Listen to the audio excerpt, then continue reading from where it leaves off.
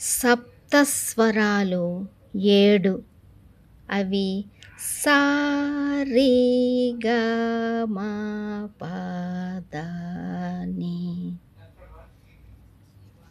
7. అందులో 3వది గాంధారము, మేక అరుపు. గాంధారము అంటే మేక అరుపు.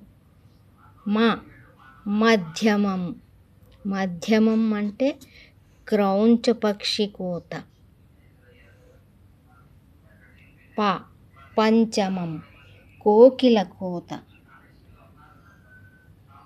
పంచమం అంటే కోకిల కూత.